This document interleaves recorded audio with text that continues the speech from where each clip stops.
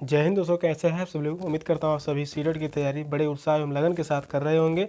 तो आज हम करने वाले हैं एसएसटी यानी सामाजिक विज्ञान के मोस्ट और इम्पॉर्टेंट क्वेश्चन, जो कि हम महा मैराथन की क्लास के माध्यम से कर रहे हैं। क्लास भी आज 5वीं है। चैनल पर जो भी नए हैं चैनल को सब्सक्राइब कर लीजिए। क्लास जो है बहुत ही महत्वपूर्ण है। चलिए क्लास को स्टार्ट करते हैं। और पहला क्वेश्चन है, चोल शासन में भूमि के प्रकार को सही विकल्प के साथ सुमेलित कीजिए। सूची 1 है, सूची 2 है, वे मतलब वकाई है, दूसरा है ब्रह्मदेव है, सालाभोग है, देवदान है। दूसरी सूची में दिया गया है, मंदिर को उपहार में दी गई भूमि, किसी विद्यालय के रखरखाव के लिए भूमि, गए ब्राह्मण किसान स्वामी की भूमि, ब्राह्मणों को उपहार में दी गई भूमि। नीचे चारों ऑप्शन दिए गए हैं। इन चारों ऑप्शन में से सही मिलान किस ऑप्शन में दिया गया है वही बताना है। तो आपसे बताइए इन चारों ऑप्शन में से कौन सा ऑप्शन सही होगा। क्वेश्चन को ध्यानपूर्वक पढ़िए, बताइए कौन सा ऑप्शन राइट होगा।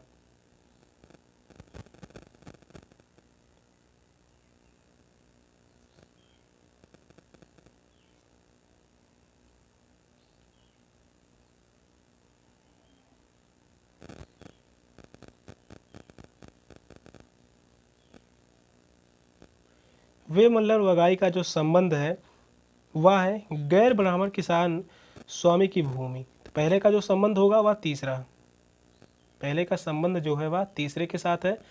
दूसरा दिया गया ब्रह्मदेव, ब्रह्मदेव का जो संबंध होगा यह होगा ब्राह्मणों को उपहार में दी गई भूमि।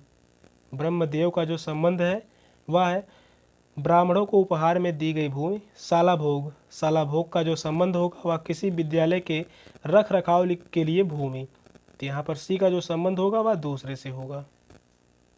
सी का जो संबंध होगा वह होगा दूसरे से। देवदान, देवदान का जो संबंध है मंदिर को उपहार में दी गई भूमि। तो डी का जो संबंध है वह पहले से है। किस ऑप्शन में दिया गया है? ए ऑप्शन में नहीं दिया गया है, सी ऑप्शन में भी नहीं दिया गया है, फोर्थ ऑप्शन में भी नहीं दिया गया है। तो इस क्वेश्चन का राइट आंसर होगा ऑप्शन बी, सेकंड ऑप्शन जो है वह राइट है। नेक्स्ट क्वेश्चन है,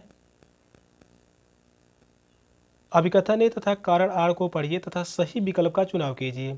अभिकथन ए है, 1765 के बाद बंगाल की अर्थव्यवस्था में संकट से कारीगरों और किसानों पर बुरा प्रभाव पड़ा।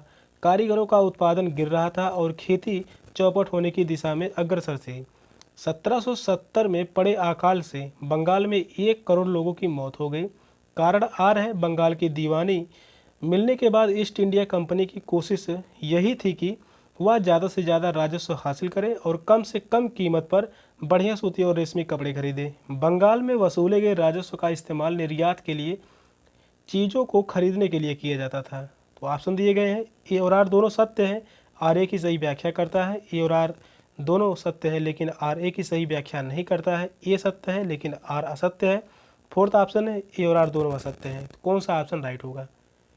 क्वेश्चन जो है लंबा है, 2022 में पूछा गया था। क्वेश्चन जो इम्पोर्टेंट है, तो आपसे बताइए कौन सा ऑप्शन राइट होगा।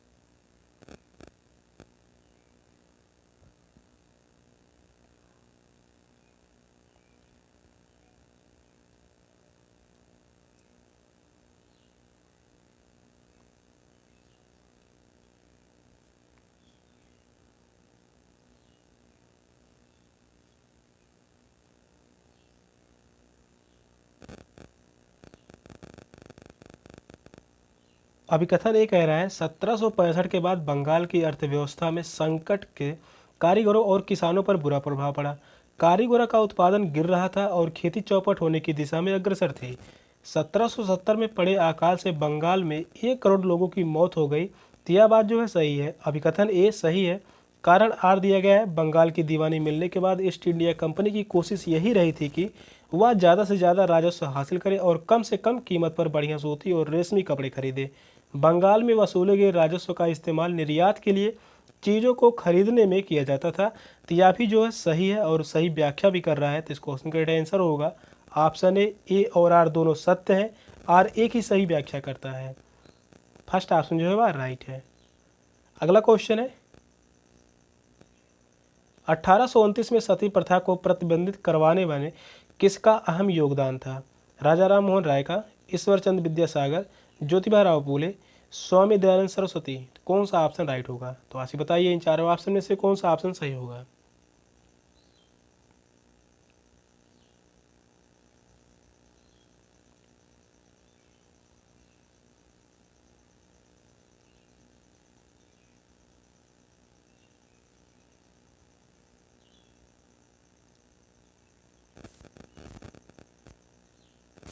क्वेश्चन कह रहा है 1829 में सती प्रथा को प्रतिबंधित करवाने में किसका अहम योगदान था? तो वह थे राजा राम मोहन राय। तो इस क्वेश्चन का राइट आंसर होगा ऑप्शन ए, राजा राम मोहन राय जो थे सती प्रथा का अंत किए थे कब? 1829 में। 1829 में सती प्रथा का अंत हुआ था किसके द्वारा? राजा राम मोहन राय के द्वारा। नेक्स्ट क्वेश्चन है अभिकथन ए तथा कारण आर को पढ़िए तथा सही विकल्प का चयन कीजिए।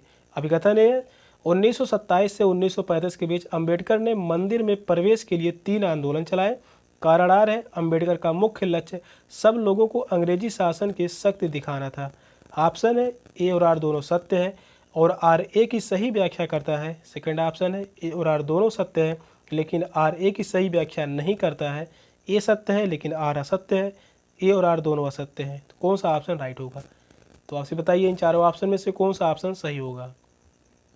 क्वेश्चन को ध्यानपूर्वक पढ़िए, बताइए कौन सा ऑप्शन राइट होगा।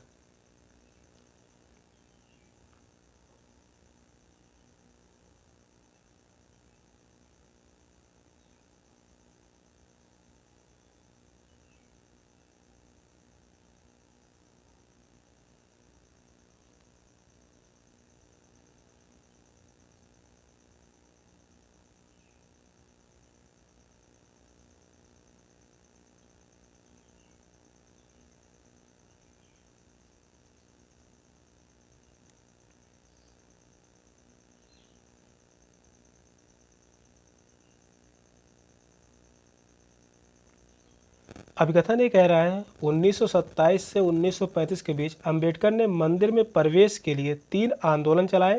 तो यह बात जो है सही है। अभिकथन ये सही है। कारण आर है अंबेडकर का मुख्य लक्ष्य सब लोगों को अंग्रेजी शासन की शक्ति दिखाना था। तो यह बात जो है गलत है। कारण आर गलत है। तो इस क्वेश्चन का राइट आंसर होगा ऑप्शन सी, ए सत्य है लेकिन आर असत्य है। तो इस क्वेश्चन का राइट आंसर होगा ऑप्शन सी, थर्ड ऑप्शन जो है वह राइट है। नेक्स्ट क्वेश्चन है निम्नलिखित सुधार आंदोलनों का उनके नेताओं के साथ सही सुमेलित कीजिए। सूची 1 है, सूची 2 है, मटुआ पंथ है, सत्यशोधक समाज, आर्य समाज, ब्रह्म समाज। ज्योतिबा राव फूले, राजा राम मोहन राय, हरिदास ठाकुर, स्वामी दयानंद सरस्वती। नीचे चारों ऑप्शन दिए गए हैं। तीन चारों ऑप्शन में से कौन सा ऑप्शन सही होगा, किस में सही मिलान किया गया है वही बताना है। कौन सा ऑप्शन राइट होगा। एक तरफ जो है आंदोलन दिया गया है और दूसरी तरफ जो दिया गया है नेताओं, तो इनका संबंध जो है किस प्रकार से है वही बताना है।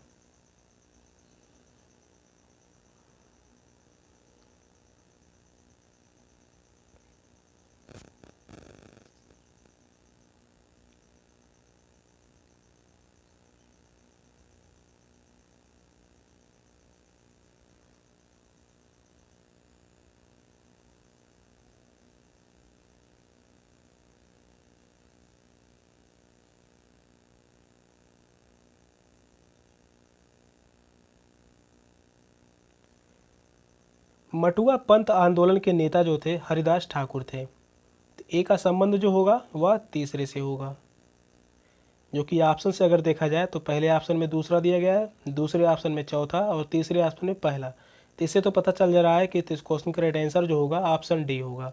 आगे भी देखते हैं सत्य शोधक समाज जो आंदोलन था इसके नेता थे ज्योतिबा राव फूले। तो दूसरे का जो संबंध है वह संबंध है पहले से। आर्य समाज से जो संबंधित है वह है दयानंद सरस्वती। आर्य समाज से जो संबंधित है वह है स्वामी दयानंद सरस्वती। सी का जो संबंध होगा वह होगा चौथे से। ब्रह्म समाज से संबंधित है राजा राम मोहन राय। तो डी का जो संबंध होगा वह होगा दूसरे से। तो इस क्वेश्चन का जो राइट आंसर होगा ऑप्शन डी। डी में ही सही मिलान किया गया है, तो इस क्वेश्चन का राइट आंसर होगा ऑप्शन डी। अगला क्वेश्चन है, राष्ट्रवाद के उदय के बारे में दिए गए कथनों को पढ़िए तथा सही विकल्प का चयन कीजिए। 1885 में भारतीय राष्ट्रीय कांग्रेस की स्थापना हुई। बी है, अधिकांश शुरुआती राष्ट्रवादी नेता ग्रामीण और अशिक्षित पृष्ठभूमि से थे। ऑप्शन है ए सत्य है किंतु बी असत्य है। सेकंड ऑप्शन है ए असत्य है किंतु बी सत्य है। थर्ड ऑप्शन है ए और बी दोनों सत्य है। फोर्थ ऑप्शन है ए और बी दोनों असत्य है। तो कौन सा ऑप्शन राइट होगा? तो आप बताइए इन चारों ऑप्शन में से कौन सा ऑप्शन सही होगा।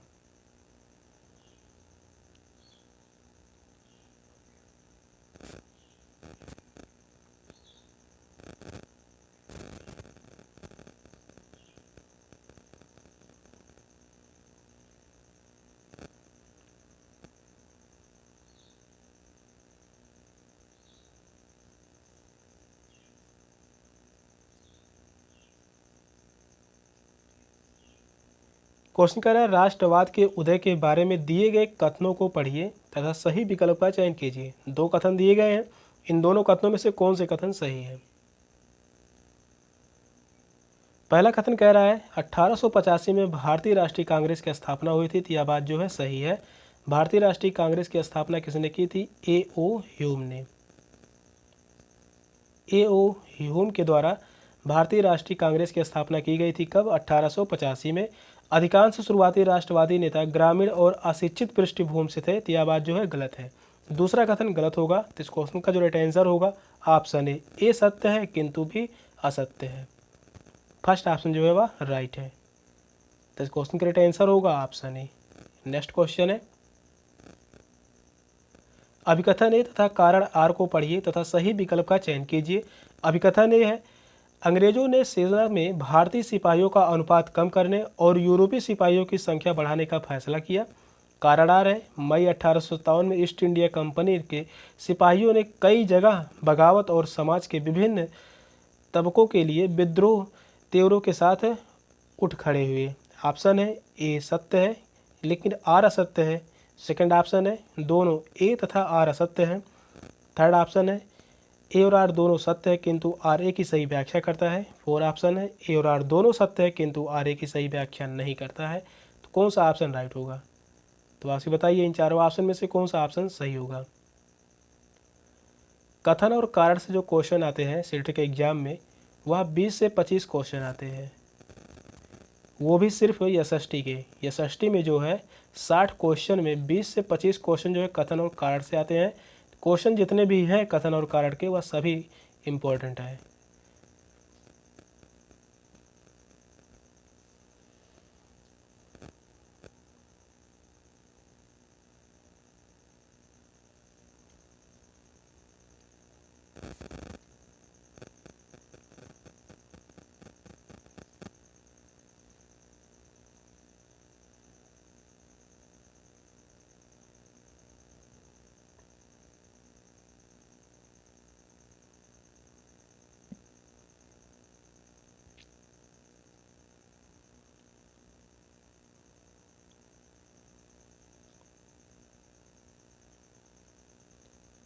अभिकथन ये कह रहा है, अंग्रेजों ने सेना में भारतीय सिपाहियों का अनुपात कम करने और यूरोपीय सिपाहियों की संख्या बढ़ाने का फैसला किया। तो यह बात जो है सही है, अभिकथन ये सही है। कारण आर कह रहा है, मई 1857 में ईस्ट इंडिया कंपनी के सिपाहियों ने कई जगह बगावत की और समाज के विभिन्न तबकों के लिए लोग जो हैं विद्रोही तबके के साथ उठ खड़े हुए। तो यह भी जो है सही है, कारण आर भी सही है। तो इस क्वेश्चन का जो राइट आंसर होगा ऑप्शन सी। ए और आर दोनों सत्य है किंतु आर एक ही सही व्याख्या करता है। तो यह बात जो है सही है, तो इस क्वेश्चन का राइट आंसर होगा ऑप्शन सी। नेक्स्ट क्वेश्चन है, राज्यों के गठन के संदर्भ में निम्न अभिकथन ए कारण आर को पढ़िए तथा सही विकल्प का चयन कीजिए। अभिकथन ए है, प्रधानमंत्री जवाहरलाल नेहरू और उप प्रधानमंत्री वल्लभ भाई पटेल दोनों ही भाषा के आधार पर राज्यों के गठन की नीति के विरोध थे। कारण आर है, राज्य पुनर्गठन आयोग ने 1965 में सुझाव दिया कि असमिया, बंगाल, उड़िया, तमिल, मलयालम, कन्नड़ और तेलुगु भाषाओं के लिए अलग अलग प्रांतों का गठन करने के उद्देश्य से जिला और प्रांतों की सीमा को पुनः तय किया जाए। ऑप्शन है ए और आर दोनों सत्य है, आर ए की सही व्याख्या करता है। ए और आर दोनों सत्य हैं लेकिन आर ए की सही व्याख्या नहीं करता है। ए सत्य है लेकिन आर असत्य है। फोर्थ ऑप्शन है ए और आर दोनों असत्य हैं। तो कौन सा ऑप्शन राइट होगा? तो आप ही बताइए इन चारों ऑप्शन में से कौन सा ऑप्शन सही होगा। क्वेश्चन जो है इंपॉर्टेंट है।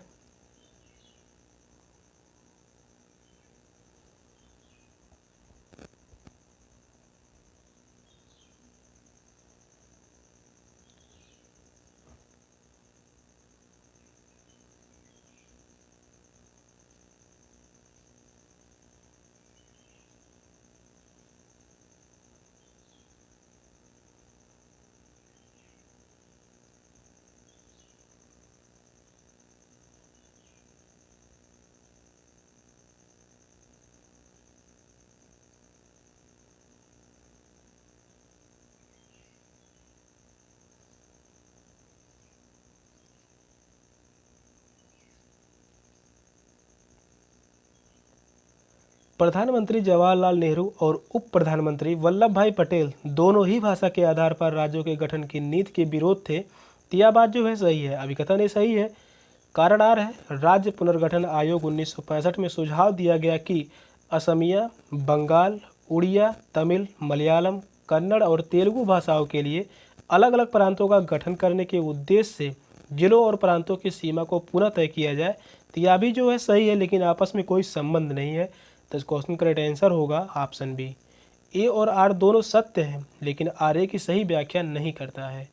तो इस क्वेश्चन का राइट आंसर होगा option A, option B sorry, second option जो है वह राइट है। नेक्स्ट क्वेश्चन है, आसमान में विभिन्न खगोलीय पिंडों के विषय में दिए गए कथनों में कौन से कथन सही हैं?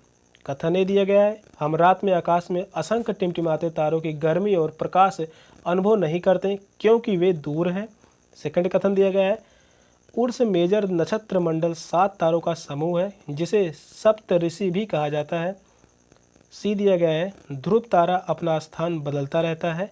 डी है, चंद्रमा अलग अलग समय पर अलग अलग आकार में विभिन्न अवस्था में दिखाई देता है। तो कौन सा ऑप्शन राइट होगा? नीचे चारों ऑप्शन दिए गए हैं, सही विकल्प का चयन कीजिए। ए, बी और डी, ए सी और डी, बी सी और डी, ए बी और सी। तो कौन सा ऑप्शन राइट होगा? क्वेश्चन को ध्यानपूर्वक पढ़िए, बताइए कौन सा ऑप्शन राइट होगा।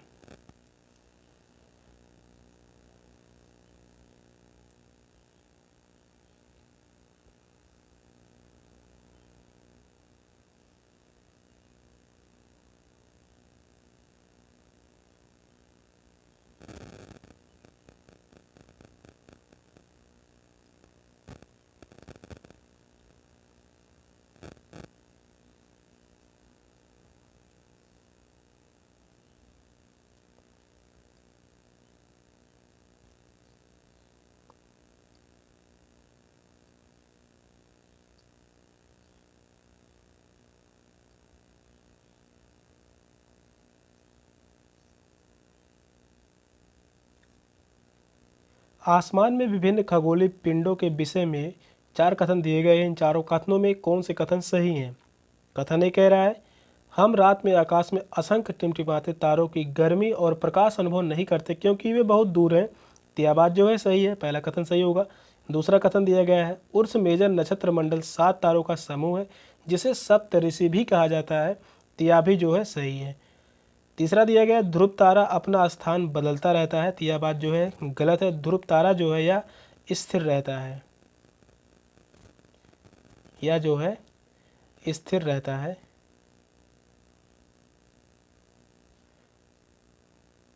सी कथन जो है वह गलत है। डी कथन कह रहा है, चंद्रमा अलग अलग समय पर अलग अलग आकार में विभिन्न अवस्था में दिखता है। तो यह भी जो है सही है। जो सही होंगे ए, बी और डी। किस ऑप्शन में दिया गया है? तो वह है ऑप्शन ए, फर्स्ट ऑप्शन जो है वह राइट है। तो इस क्वेश्चन का राइट आंसर होगा ऑप्शन ए। नेक्स्ट क्वेश्चन है, ग्लोब के विषय में कौन से कथन सही है? ग्लोब पृथ्वी का सही मॉडल छोटा प्रतिरूप है। बी है, ग्लोब आकार और प्रकार में विभिन्न हो सकते हैं। ग्लोब पर देश, महाद्वीप और महासागर उनके सही आकार में दिखाए जाते हैं। डी है, यह स्थिर और ना घूमने वाला है। ऑप्शन है केवल ए, बी और सी सही है, केवल ए, सी और डी सही है, केवल ए, बी और डी सही है, केवल बी, सी और डी सही है। तो कौन सा ऑप्शन राइट होगा? तो आशी बताइए इन चारों ऑप्शन में से कौन सा ऑप्शन सही होगा?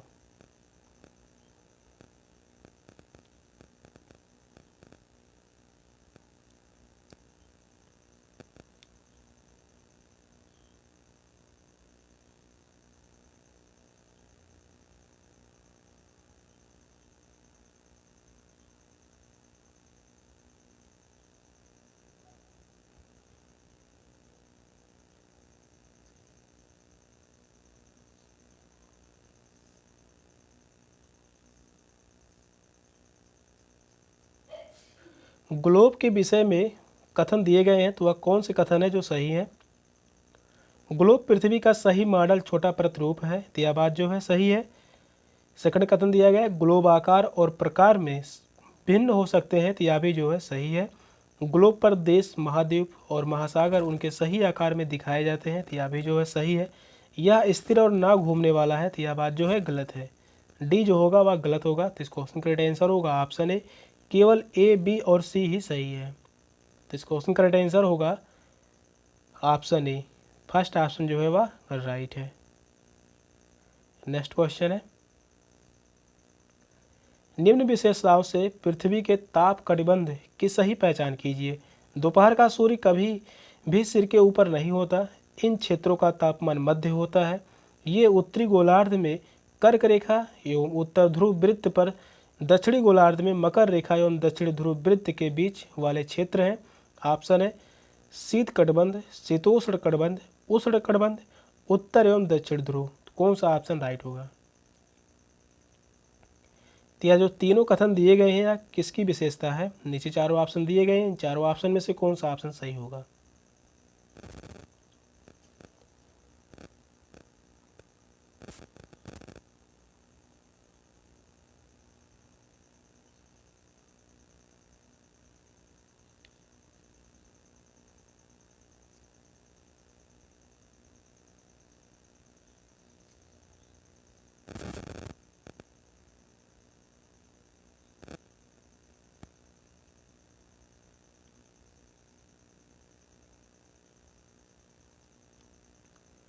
यह तीन विशेषता दी गई है, इन तीनों विशेषताओं की पहचान कीजिए। पहला जो कह रहा है दोपहर का सूर्य कभी भी सिर के ऊपर नहीं होता। इन क्षेत्रों का तापमान मध्य होता है। ये उत्तरी गोलार्ध में कर्क रेखा एवं उत्तरी ध्रुव वृत्त तथा दक्षिणी गोलार्ध में मकर रेखा एवं दक्षिणी ध्रुव वृत्त के बीच वाले क्षेत्र हैं। यह जो पहचान कर रहा है यह है शीतोष्ण कटिबंध का। यह जो विशेषता है यह है शीतोष्ण कटिबंध का। तो इसको राइट आंसर होगा ऑप्शन बी। उत्तरी ध्रुव और दक्षिणी ध्रुव के बारे में हम समझ लेते हैं। यह होगा विषुवत रेखा, जिसे हम 0 अंश अक्षांश कहते हैं, यह होगा विषुवत रेखा। और यह जो रेखा होगी 0 अंश अक्षांश के उत्तर में 23.5 अंश, 23.5 अंश यह जो होगा कर्क रेखा। और 0 अंश अक्षांश के दक्षिण में 23.5 अंश, यहाँ पर लिख दे रहा हूँ 23.5 अंश यह जो होगा मकर रेखा। और यह जो होगा उत्तरी ध्रुव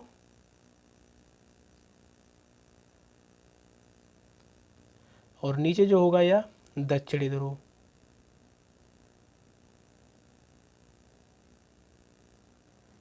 तो इस क्वेश्चन का जो राइट आंसर होगा ऑप्शन बी। नेक्स्ट क्वेश्चन है, भारत ग्रीनविच के पूर्व में 82.5 अंश पूर्व स्थित है। भारत का मानक समय क्या होगा यदि ग्रीनविच मीन समय जो है 1 बजे अपराह्न है?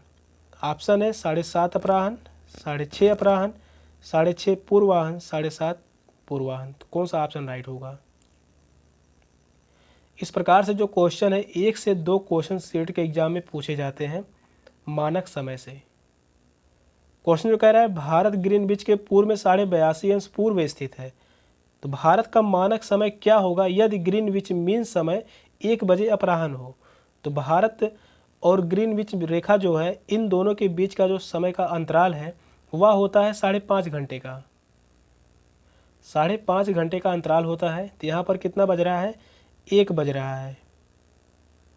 इसे में क्या करेंगे हम, 5.5 घंटे जोड़ देंगे। यहाँ पर प्राप्त होगा 30 और यहाँ पर प्राप्त होगा 6,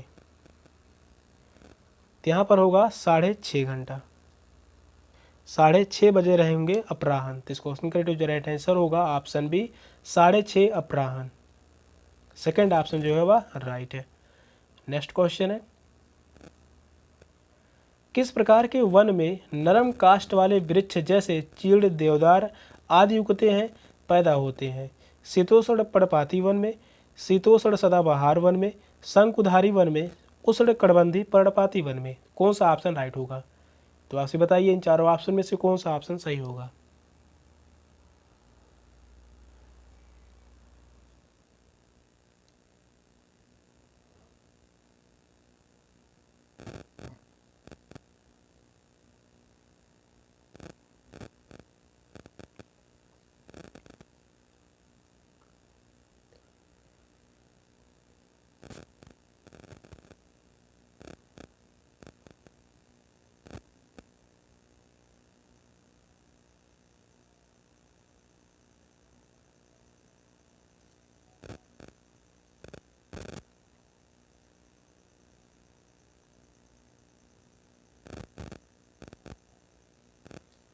क्वेश्चन कह रहा है किस प्रकार के वन में नरम काष्ठ वाले वृक्ष जैसे चीड़, देवदार आदि उगते यानी पैदा होते हैं? तो वह है शंकुधारी वन में। तो इस क्वेश्चन का राइट आंसर होगा ऑप्शन सी, शंकुधारी वन में चीड़, देवदार आदि जो है वह पैदा होते हैं। थर्ड ऑप्शन जो है वह राइट है। नेक्स्ट क्वेश्चन है, निम्नलिखित कथनों को पढ़िए तथा सही विकल्प का चयन कीजिए। अभिकथन ए है, स्थल की ऊंचाई एवं वनस्पति की विशेषताएं एक दूसरे से संबंधित है। कारण आर है, वनस्पति की वृद्धि ढाल एवं मिट्टी की परत की मोटाई पर निर्भर करती है। ऑप्शन है ए और आर दोनों सत्य है, आर ए की सही व्याख्या करता है। सेकंड ऑप्शन है ए और आर दोनों सत्य हैं लेकिन आर ए की सही व्याख्या नहीं करता है। ए सत्य है, आर असत्य है, ए और आर दोनों सत्य हैं असत्य हैं, तो कौन सा ऑप्शन राइट होगा? तो आप बताइए इन चारों ऑप्शन में से कौन सा ऑप्शन सही होगा।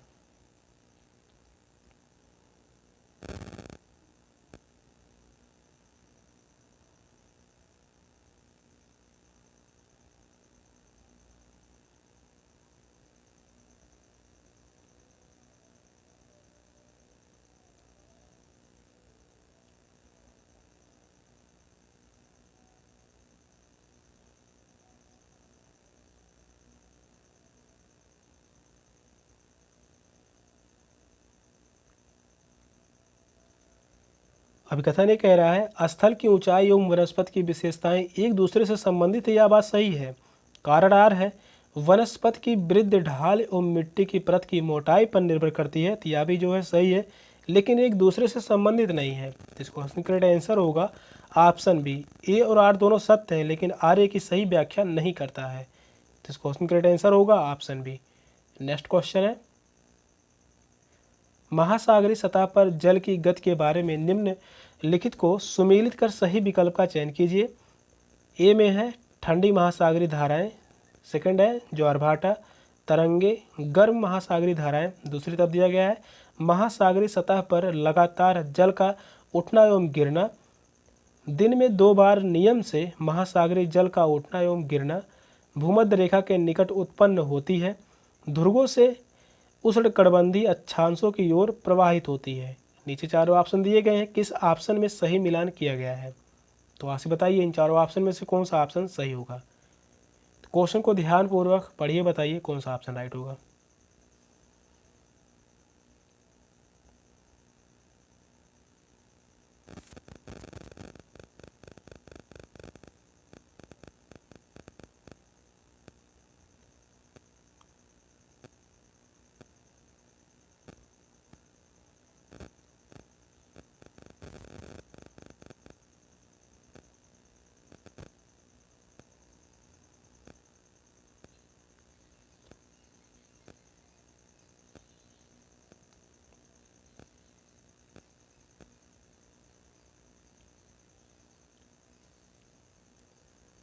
महासागरीय सतह पर जल की गति के बारे में निम्नलिखित सुमेलित कर सही विकल्प चयन कीजिए।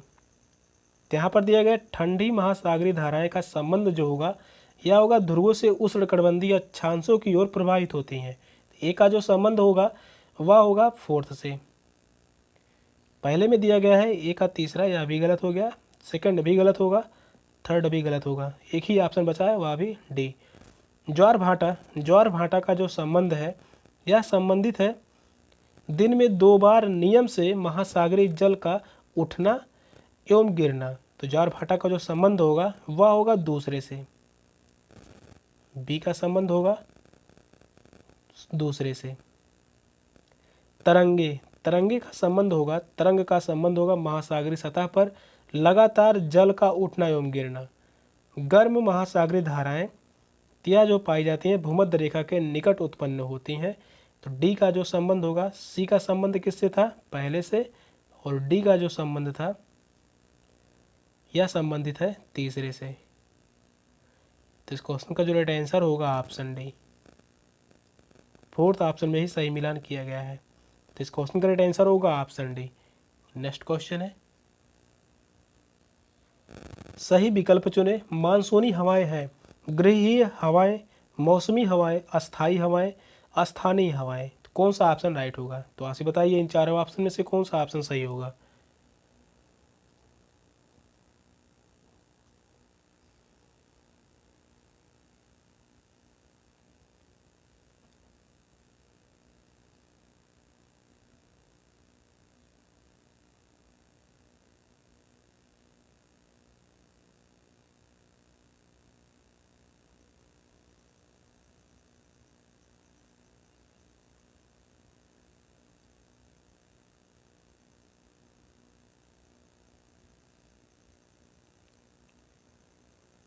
क्वेश्चन कह रहा है मौसमी हवाएं हैं, मानसूनी हवाएं जो होती हैं वह मौसमी हवाएं होती हैं। तो इस क्वेश्चन का राइट आंसर होगा ऑप्शन बी, मानसूनी हवाएं जो है वह है मौसमी हवाएं। नेक्स्ट क्वेश्चन है, निम्नलिखित में से कौन सा वायुमंडल की परतों के विषय में सही सुमेलित है? बहिर्मंडल, क्षोभ मंडल, समताप मंडल, वायुमंडल, रेडियो तरंगों के प्रसारण में सहायक, सबसे ऊपर की परत, सबसे नीचे की परत है, इस परत में ओजोन गैस है। नीचे चारों ऑप्शन दिए गए हैं, इन चारों ऑप्शन में से किस ऑप्शन में सही मिलान किया गया है वही ऑप्शन बताना है। तो आप बताइए इन चारों ऑप्शन में से कौन सा ऑप्शन राइट होगा। वायुमंडल की परतों के बारे में काफ़ी बार बताया जा चुका है मैप के माध्यम से। क्वेश्चन जो है अब वायुमंडल के विषय में जो है आसान है।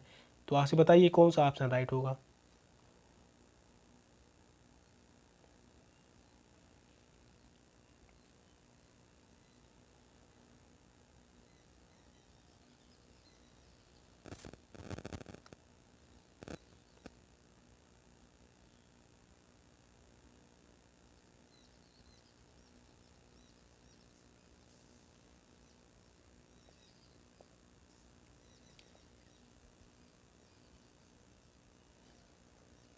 तो यहाँ पर है बहिर्मंडल। बहिर्मंडल जो है सबसे ऊपर की परत है।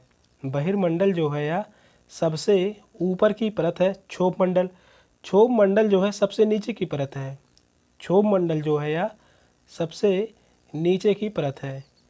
समताप मंडल, समताप मंडल जो है या इस परत में ओजोन गैस है। सी का जो संबंध है वह चौथे से है। समताप मंडल में जो है वह ओजोन गैस है। वायुमंडल, वायुमंडल जो है रेडियो तरंग के प्रसारण में सहायक है। यहाँ पर डी जो होगा, डी का संबंध है वह पहले से। तो इस क्वेश्चन का राइट आंसर होगा ऑप्शन डी, फोर्थ ऑप्शन जो है वह राइट है। एक बारी वायुमंडल के विषय में समझ लेते हैं मैप के माध्यम से। यहाँ पर देखिए सबसे जो है बहिर्मंडल ऑप्शन में जो दिया गया था, बहिर्मंडल यानी वायुमंडल, वह जो है सबसे ऊपर की परत है। इसके बाद दिया गया था क्षोभ मंडल। क्षोभ मंडल जो है देखिए सबसे नीचे की परत है। क्षोभ मंडल जो है या सबसे नीचे की परत है। समताप मंडल, समताप मंडल देखिए यहाँ पर दिया गया है और जिसमें ओजोन गैस पाई जाती है। समताप मंडल जो है जिसमें ओजोन गैस पाई जाती है। और क्वेश्चन यह भी पूछा गया है वायुयान उड़ाने के लिए सबसे आदर्श मंडल, सबसे सुरक्षित मंडल यह जो है समताप मंडल ही है। इसके बाद जो है क्वेश्चन पूछा था वायुमंडल। वायुमंडल जो है यहाँ पर देखिए वायुमंडल में ही रेडियो तरंगों के प्रसारण में सहायक है। और क्वेश्चन यह भी पूछा गया है, उल्का पिंड किस मंडल में आने के बाद जलने लगते हैं। तो यहाँ पर देखिए उल्का पिंड दिया गया है और वह होगा मध्य मंडल। उल्का पिंड जो है मध्य मंडल में प्रवेश करते ही जलने लगते हैं। अगला क्वेश्चन है, क्षेत्रों को एवं इन क्षेत्रों में परिवहन के लिए उपयोग होने वाले पशुओं से सुमेलित कीजिए तथा सही विकल्प का चयन कीजिए। एंडीज पर्वत है, तिब्बत है, भारतीय मरुस्थल है, भारतीय पहाड़ है। दूसरी तरफ दिया गया है ऊंट एवं बैल, खच्चर एवं गधे, लामा, याक। नीचे चारों ऑप्शन दिए गए, किस ऑप्शन में सही मिलान किया गया है वही ऑप्शन बताना है। तो आपसे बताइए कौन सा ऑप्शन सही होगा।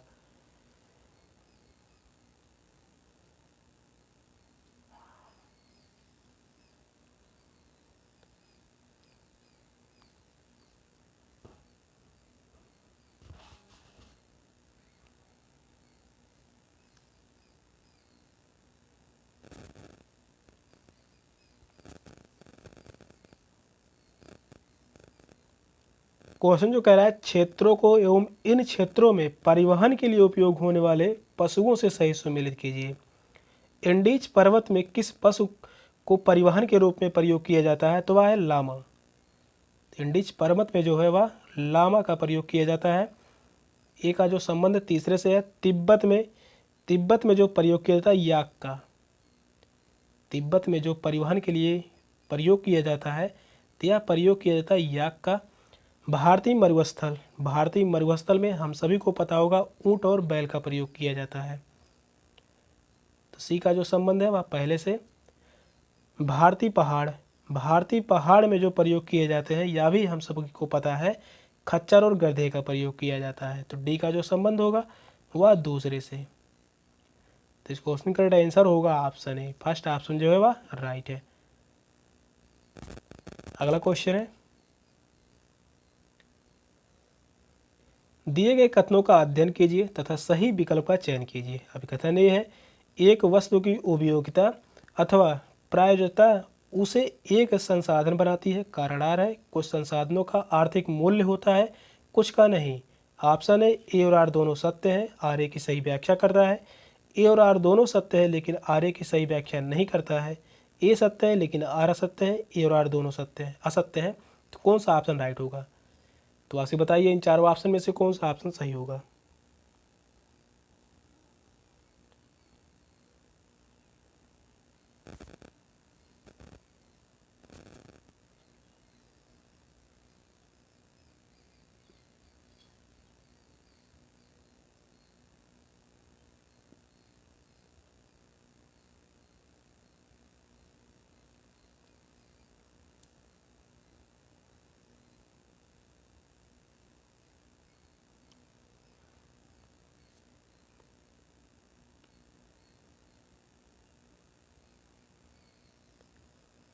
अभिकथन ये कह रहा है, एक वस्तु की उपयोगिता अथवा प्रयोज्यता उसे एक संसाधन बनाती है। तो यह बात जो है सही है। पहला अभिकथन सही है, कारण आर दिया गया है, कुछ संसाधनों का आर्थिक मूल्य होता है और कुछ का नहीं। तो यह भी जो है सही है और सही व्याख्या भी कर रहा है। तो इस क्वेश्चन का आंसर होगा ऑप्शन ए और आर दोनों सत्य हैं और आर ए की सही व्याख्या करता है। फर्स्ट ऑप्शन जो है वह राइट है। अगला क्वेश्चन है, हम नागरिकों एवं शिक्षकों के तौर पर पौधों एवं जंतुओं को संरक्षित करने में कैसे सहायक कर सकते हैं। निम्नलिखित में से सही कथन का चयन कीजिए।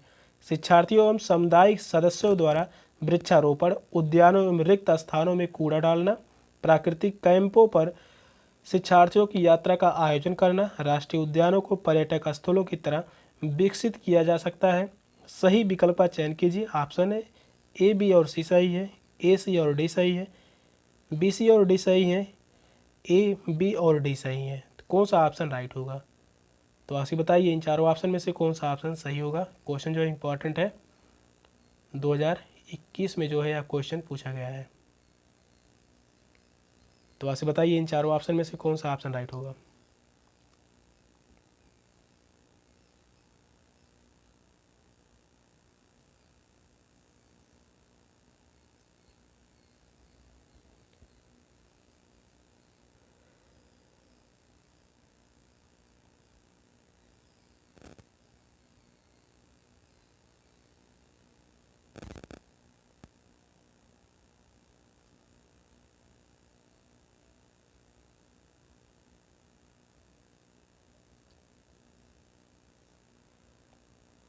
हम नागरिकों एवं शिक्षकों के तौर पर पौधे एवं जंतुओं को संरक्षित करने में कैसे सहायक कर सकते हैं? तो हम कैसे सहायता कर सकते हैं? शिक्षार्थियों एवं सामुदायिक सदस्यों द्वारा वृक्षारोपण करके। तो यह बात जो है सही है, पहला सही होगा। दूसरा दिया गया है उद्यानों एवं रिक्त स्थानों में कूड़ा डालना। तो यह बात जो है गलत होगा, यह सही नहीं होगा। प्राकृतिक कैंपों पर शिक्षार्थियों की यात्रा का आयोजन करना, तो यह भी सही होगा। और राष्ट्रीय उद्यानों को पर्यटक स्थलों की तरह विकसित किया जा सकता है। तो यह भी जो है सही है। ए, सी और डी सही है। तो इस क्वेश्चन का राइट आंसर होगा ऑप्शन बी, सेकेंड ऑप्शन जो है वह राइट है। सेशन का लास्ट क्वेश्चन था। क्वेश्चन कैसे लगे कमेंट में जरूर बताइएगा। मिलते फिर अगली क्लास में, तब तक के लिए बाय बाय, टेक केयर, जय हिंद।